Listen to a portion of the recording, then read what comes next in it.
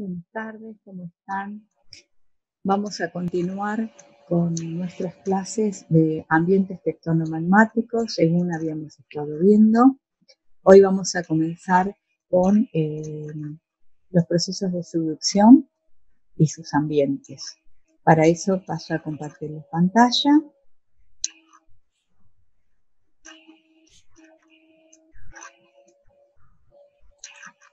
Vamos a ver. Este principio. Bien, he agregado mi correo electrónico, que disculpen, había olvidado de agregarlo. Por si necesitan hacerme alguna consulta, no tienen más que escribir, ¿sí? Bien, bueno, vamos a comenzar. He decidido hacer unos videos, unas clases más cortas, para lo cual he separado el tema en varios de ellos. El primero, como dijimos, va a ser de marco tectónico. El segundo, vamos a ver los procesos de la subducción, los procesos que suceden sobre la placa que subducta, en su interacción con el manto, qué le pasa al manto en su interacción con la losa, y después esa fusión que se produce en su ascenso hacia la litósfera, todos los procesos que se van generando. O sea que vamos a hacer uno de procesos.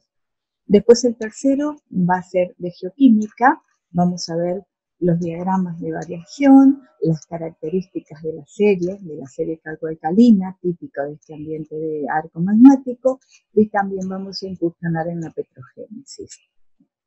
Por último, vamos a ver los tipos litológicos que se generan a partir de este magmatismo y la forma de yacer, los tipos de cuerpos que genera. Bien, y por último, para arco de islas, vamos a partir de la subducción 5, la clase, ¿sí? Bien, bueno, vamos a continuar. Entonces, como dijimos, hoy vamos a ver el ambiente tectonomagmático, zona de convergencia de placas, proceso de subducción.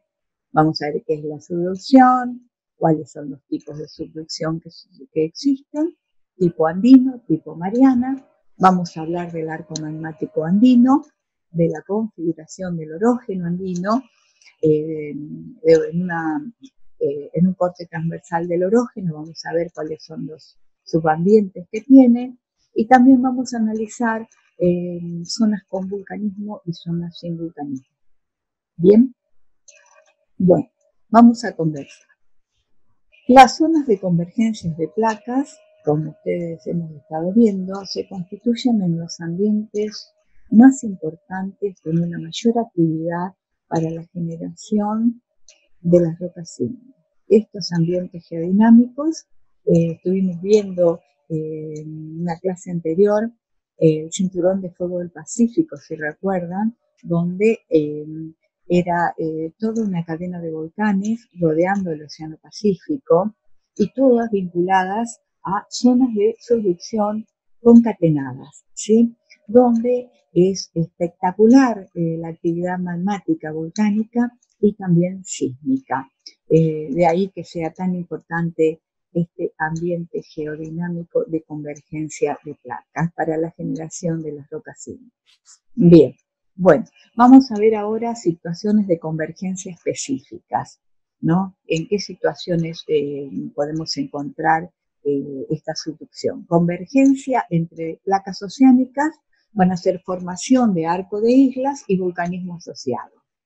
Convergencia entre placa oceánica y placa continental, formación de orógenos de márgenes activos, vulcanismo y plutonismo asociado.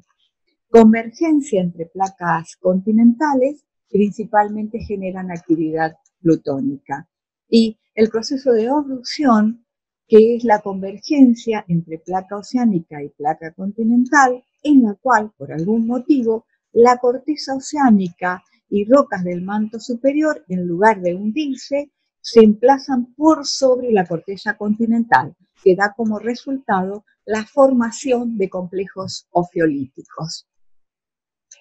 Bien, bueno, cuando hablamos de zona de subducción, en la zona de subducción implica que existe una placa que en el encuentro con otra, una de ellas se va a hundir, se va a sumergir debajo de la otra placa.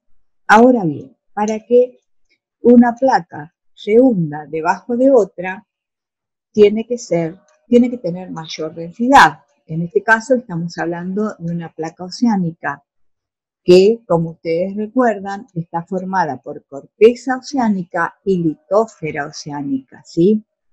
Para que sea más densa, que tenga importante diferencia de densidad, tiene que ser una placa antigua. Una placa antigua está engrosada por enfriamiento, por acreción sublitosférica, y también cuando ingresa al manto superior, esa placa está fría, hay un contraste térmico, es rígida la placa que subducta. Recuerden que está introduciéndose en la astenósfera, que dijimos que la astenósfera es dúctil, porque ya ahí hay fundido en ese nivel del manto. Hay pequeñas gotas de fundido que le cambian las propiedades. Ya el manto ahí no es rígido. Lo rígido que entra acá es la losa que subducta. Y entonces ahí empieza a producir terremotos, sismos propios de la subducción. Bien. En función de esos sismos que produce la placa, es que se puede trazar su trayectoria, su recorrido. Como ustedes saben, no se puede hacer perforaciones, no se puede llegar. Esto se hace a través de métodos indirectos, como son los métodos sísmicos. Acá, lo que se hace actualmente para identificar la losa que subducta, se hace mediante la localización de los focos de los sismos profundos, más allá de los 60 kilómetros de profundidad, que se producen cercanos a las fosas oceánicas. De esta manera se determina la traza y la geometría de la superficie de la placa litosférica en subducción, que es lo que se conoce como la superficie de Guarati-Benioff. Acá se lo tienen anotado, ¿sí? Bueno, entonces en función de eso es que se puede hacer la traza.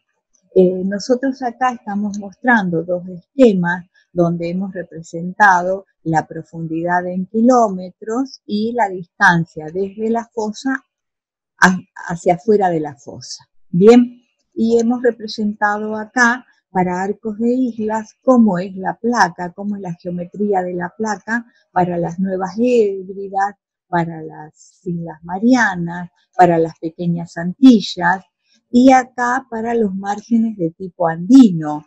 Tenemos, por ejemplo, para Chile tenemos dos ángulos diferentes. Fíjense, para el norte de Chile es de una manera, la litósfera tiene ese ángulo, y para la parte central de Chile, fíjense cuanto menos ángulo tiene, lo mismo que Perú, fíjense qué extendido, qué poco ángulo que tiene y qué lejos que llegan. Acá están más allá de los 600 kilómetros de la distancia de la fosa, mientras que en el diagrama de los arcos de islas prácticamente llegan a los 300 kilómetros. Y fíjense también la geometría de Marianas, prácticamente ingresa y se verticaliza. Es algo impresionante cómo, con qué ángulo ingresa al manto Marianas, ¿sí? Bueno, vamos a ver. Bueno, ahora vamos a ver el marco tectónico de la cordillera andina. Bueno, la cordillera de los Andes se extiende por 7.500 kilómetros a lo largo del borde occidental del continente sudamericano. La conformación de este orógeno se encuadra en el contexto de convergencia océano-continente. Este tipo de margen, la configuración de este margen, genera un tipo de margen activo definido como margen andino y es producto de la subducción que comprime la placa sudamericana y genera la cordillera. Bien, bueno, este relieve estructural producido por plegamiento y fallamiento compresivo se asocia a un arco volcánico paralelo a la zona de subducción. Entonces, el marco tectónico de la cadena andina es el de margen continental activo con subducción de corteza oceánico bajo el continente sudamericano. Ahora bien, esto es para toda la cadena andina. Lo que sucede es que la cadena andina tiene una historia geológica con notables diferencias a lo largo de toda su extensión.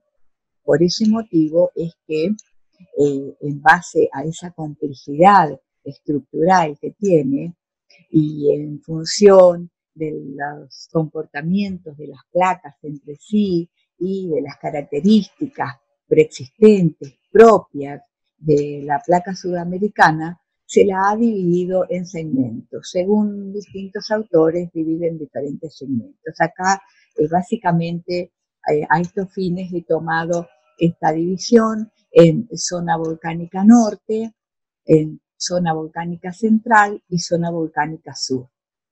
Bien, entonces, como decíamos, como las características son bastante diferentes, por ejemplo, podría decirles que en la zona volcánica norte, en lo que es Ecuador, Colombia, tienen una historia colisional.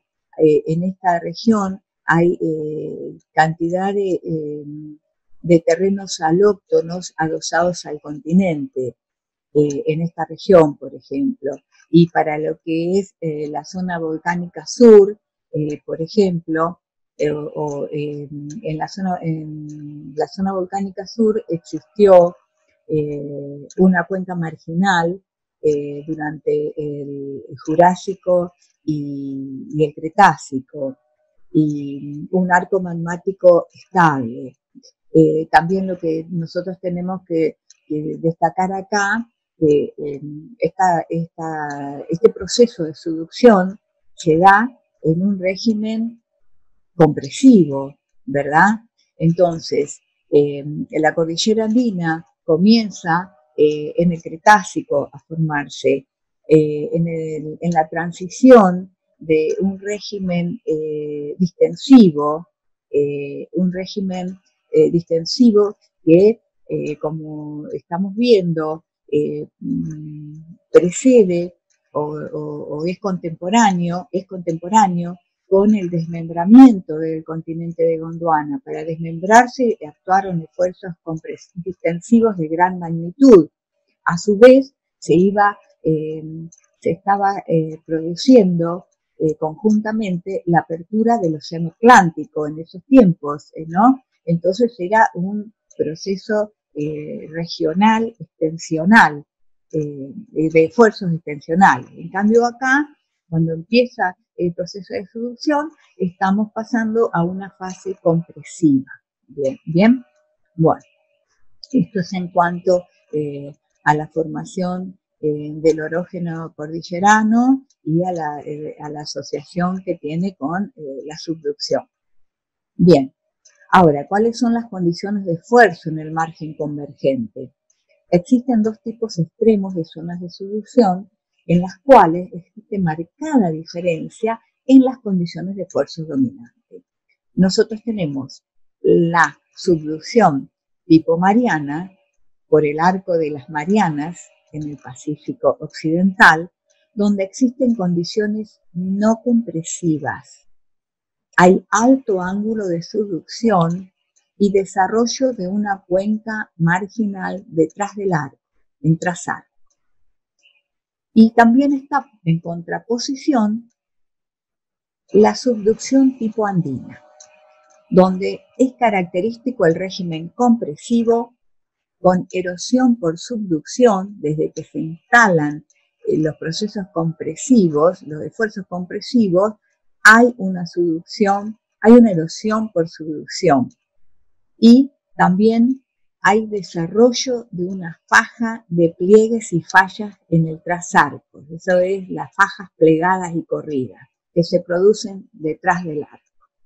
Bien, bueno, vamos a ver acá este esquema donde tenemos la subducción de tipo andino. Vemos que el ángulo de subducción, que está marcado acá, no sé si lo alcanzan a ver, es un ángulo que tiene entre 20 y 30 grados y produce una morfología como en los Andes. Bueno, ¿cómo se mide el ángulo de subducción? Es el ángulo entre la horizontal y la losa en subducción, medido perpendicularmente al frente orogénico. En la práctica, como dijimos antes, los hipocentros, los focos de los sismos, son los que permiten delinear el camino de la losa de subducción, que es la zona de Guadati-Benioff, y así de esa manera se establece el ángulo de subducción. Bien, en este caso del ángulo de subducción que tiene entre 20 y 30 grados, fíjense ustedes que aproximadamente a los 100 kilómetros de profundidad es donde se genera la fusión de la astenósfera, de la cuña astenoférica, y se produce la generación de magma. El movimiento la velocidad de convergencia es de 6 centímetros a 12 centímetros por año, según los segmentos que estemos analizando. Bien, ahora el tipo Bakar, el tipo de Trasarco, el tipo Mariana. Acá fíjense que el ángulo es altísimo, es aproximadamente de 70 grados y las velocidades de convergencia son mayores, son hasta 18 centímetros por año. Bueno, el resultado de este estilo de subducción es una cadena de volcanes como formando islas paralelos a la zona de subducción. Acá tenemos el esquema, tenemos por el ejemplo de Japón, tenemos las islas que se forman, la losa que subducta, primero, ¿no es cierto?, la losa que subducta, ¿sí?, la fusión, la generación del arco de islas y entre el continente y el arco, acá está el mar de Japón, que vamos a ver en este esquema que se trata de una cuenca de trasarco, ¿sí?, donde se puede formar un océano con un sistema propio de expansión y una pequeña zona de rift, donde aquí se va a generar corteza oceánica nueva. Y fíjense ustedes acá que en este caso están indicando distensión, extensión, apertura, una descompresión y un ascenso adiabático de magma. Entonces ahí se va a generar corteza oceánica. Fíjense que es diferente al tipo andino. Bien, la velocidad entonces de convergencia dijimos que es más alta, son 18 centímetros aproximadamente. Entonces acá lo que se forma es la cuenca de Trasarco o esa cuenca de Bakar en inglés, ¿no? Bien, bueno, esos son los dos tipos, el tipo andino y el tipo Mariana o tipo Bakar de Trasarco. Bien, bueno, ahora vamos a ver, nosotros hoy estábamos explicando para lo que era la cadena andina, que el proceso de subducción conduce a la formación de un arco magmático. Y bueno, el proceso va acompañado de engrosamiento cortical por adición magmática y también por contracción tectónica. Instala un tipo especial de cadena de montaña que es el orógeno. Bien. Los ambientes orogénicos tienen sus características propias, tales como gradientes verticales muy altos en temperatura y presión, metamorfismo de las rocas del entorno, de las rocas preexistentes, hay importante actividad sísmica, hay esfuerzos comprensivos tangenciales a la esfera terrestre, y hay adición de importantes volúmenes de rocas ígneas, plutónicas y volcánicas. ¿Bien? Bueno, ahora, si nosotros hacemos un corte, una sección transversal del orógeno, vamos a ver distintos subambientes tectónicos. Bueno, se destaca el arco magmático o el arco volcánico, respecto del cual se distinguen un antearco hacia la fosa, hacia la trinchera, y un retroarco que es detrás del arco magmático. ¿Sí? Bueno, el antearco se extiende desde la fosa o trinchera oceánica hasta donde se inicia, que es donde se inicia la subducción, hasta aquel lugar del continente donde aparecen las primeras manifestaciones volcánicas o frente volcánico. Ese es el límite, ahí termina el antearco. El retroarco es el espacio donde finalizan las manifestaciones volcánicas y llega hasta donde alcanza la actividad tectónica o frente orogénico. De ahí en más empieza lo que se llama el antepaís o la cuenca de antepaís. Bien, bueno, hemos limitado las partes del orógeno. Ahora bien, en el antearco es característico el desarrollo de un prisma de acreción. Este prisma de acreción está formado por material sedimentario, es una melange, una mezcla tectónica de rocas sedimentarias, de rocas del arco. Ustedes saben que el arco también se va erosionando, se va meteorizando y todos esos materiales se van depositando al pie, donde tienen la facilidad topográfica para depositarse. Y van a ver ustedes que este prisma de acreción tiene una estructuración de láminas tectónicas hacia afuera del sistema. Bien, nosotros hoy habíamos hablado de la traza y geometría de la superficie de la placa litosférica en subducción. Acá es importante tenerlo presente porque juega un rol importante en la presencia de los prismas de acreción. Entonces acá el ángulo es muy importante con el cual la placa subducta. Si el buzamiento es reducido, si el ángulo es bajo, los prismas de acreción que se forman son muy importantes en cuanto al volumen. Ahora, cuando el buzamiento, el ángulo es muy elevado, el prisma de acreción puede ser muy reducido, incluso inexistente. ¿Sí? Bien, por ejemplo, en los Andes, a los 22 grados de latitud sur, no hay prisma de acreción por erosión tectónica del proceso de subducción. En cambio, a los 42 grados de latitud sur, el prisma de acreción está muy desarrollado y está bien expuesto en el territorio insular chileno. Bien, ahora la pregunta es, ¿en el antearco hay magmatismo? Por lo que vimos hoy, el antearco terminaba donde empezaban las manifestaciones volcánicas, porque en el antearco hay bajo gradiente geotérmico, entonces ahí no se produce, no se genera magma. Pero hay casos excepcionales. Por ejemplo, en Aysén existe un magmatismo de antearco que está ligado a la subducción de la dorsal de Chile. Y que esta es una situación excepcional donde el flujo calórico anómalo deriva de esta dorsal activa en subducción. Ahí, al final les voy a mostrar el mapa donde ustedes van a ver que la dorsal de Chile es subductada a la altura de la península de Taitao, cerca del Golfo de Peñas, en Chile. Bien, bueno, el retroarco puede alternativamente estar bajo extensión y entonces si está bajo extensión desarrolla una cuenca de rift. Ahora puede estar también bajo compresión y generar una faja plegada y corrida con sucesivas fallas que apilan láminas tectónicas dirigidas hacia el interior del continente. ¿Sí? Bueno, esto en posición de retroarco, trasarco, también se dice retroarco, trasarco, pueden darse condiciones para la fusión parcial de materiales corticales que están ligados al desarrollo de las fajas plegadas y corridas, dando origen a un magmatismo peraluminoso, donde existen condiciones para la fusión de corteza y la formación de granitoides peraluminosos. Este es un tema de los granitoides peraluminosos que vamos a desarrollar más adelante. Bueno, esto es como para ponerlos en contexto.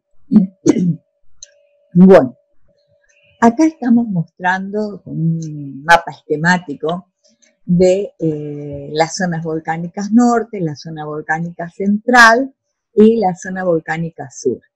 Fíjense ustedes que ahí habíamos hablado de que había diferencias en la evolución geológica de distintos sectores del arco andino. Por ejemplo, ustedes ven acá que los volcanes están indicados en rojo y van a ver que hay lugares donde la corteza es cretácica o más joven que cretácica y algunos lugares donde es precámbrico, lo cual implica que tiene más de 50 kilómetros de espesor la corteza. También van a haber hiatus, van a haber lugares donde no hay vulcanismo, como en el norte y centro de Perú y en el norte de Chile y, y una parte de Argentina, que es a la altura de La Pampa, digamos, ¿no? Bien, bueno, la cesación del vulcanismo tiene relación con el ángulo de subducción. Cuando el ángulo de subducción es 10 grados, no se produce vulcanismo porque la placa queda muy horizontalizada, es lo que se conoce como flat. Por ejemplo, en Perú está relacionado a periodos de extenso levantamiento y erosión, esa zona donde la placa está horizontalizada, y revela enormes zonas batolíticas lineales paralelas al margen continental. Por ejemplo, el batolito de la costa de Perú tiene 1.600 kilómetros de extensión y 60 kilómetros de ancho y está formado por numerosos plutones, como 1000 plutones forman el batolito de la costa del Perú y tardaron aproximadamente 70 millones de años en incluirse. Bien, acá tenemos un corte, un block diagrama, donde se muestra la losa que subducta con este ángulo tan bajo que no produce vulcanismo. Y abducción, habíamos dicho que la corteza oceánica podría desplazarse por encima de la corteza continental. Esto no es demasiado común porque la corteza oceánica, como explicamos, es más densa y tiende a entrar a la subducción. La abducción podría darse, por ejemplo, en prismas de acreción, donde se produce un desacople entre la corteza oceánica y el manto litosférico. Entonces esa corteza podría moverse por encima de la corteza continental y producir la abducción. Bien, bueno, resumiendo, si el ángulo es alto, 45 grados o más, el arco y retroarco van a estar bajo extensión, con importante actividad magmática. Es característico de la subducción entre placas oceánicas y es denominado tipo Marianas.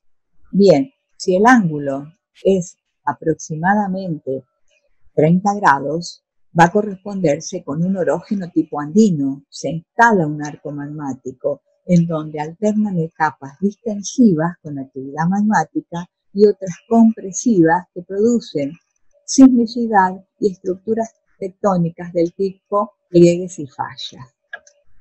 Bien, la subducción de una losa de corteza oceánica por debajo de un continente se denomina genéricamente de tipo andino. No obstante, cabe considerar que en el eje longitudinal del orógeno son variables las condiciones para un mismo tiempo, con tramos de distinto ángulo de subducción, lo que se conoce con el nombre de segmentación. Es lo que explicábamos de los segmentos. Bien, acá tenemos un esquema para ilustrar las diferentes inclinaciones de la losa subductante y su relación con la cuña estenosférica. Tenemos en el esquema A, vamos a ver un ángulo de subducción normal, tipo andino, donde puede producir la fusión de astenósfera y generar el arco magmático, el arco volcánico. En el caso B, vamos a ver que el ángulo de subducción es muy bajo, no puede fundir la astenósfera, no se produce la fusión, no se genera el arco magmático, pero sí se genera gran sismicidad. Hay un pinzamiento del manto, ¿no? Es muy delgado ese manto que que alcanza a tocar la losa con ese bajo ángulo. Bueno, esto es para mostrar las diferencias. Ahora, por último, nos queda ver este ejemplo donde hemos separado en función de la dorsal de Chile y de la de Juan Fernández, donde se produce flat slab, o sea, horizontalización de la placa, y vamos a ver que en los Andes, de norte a sur, alternan segmentos con ángulo de solución normal y otros con bajo ángulo, que es lo que llamamos acá flat slab. El segmento que va desde los 15 a 27 grados de latitud sur en el noroeste argentino tiene ángulo normal con arco volcánico en la cordillera occidental chilena y el altiplano Puna del límite argentino-chileno. En el tramo siguiente, entre los 27 y 33 grados de latitud sur, la losa oceánica subducta con bajo ángulo, que estaríamos en esta latitud, que es lo que se conoce como el flat slab pampeano, con intensa contracción cortical y actividad sísmica. En la cordillera de este segmento se consiguen las mayores alturas, como el Cerro Aconcagua de 6.961 metros, y hacia el naciente, o sea, hacia el este, hay elevación de serranías hasta la latitud de la ciudad de Córdoba. Contrariamente, acá no hay actividad magmática. Y por último, tenemos el caso que les explicaba hoy de donde era subductada la dorsal de Chile. Esta es la península de Taitao, este es el Golfo de Penas. Y ahí también es donde está horizontalizada la placa y no se produce magmatismo. Bien, bueno, esto ha sido todo. El próximo tema que vamos a desarrollar, como ya expliqué, es subducción, procesos de subducción.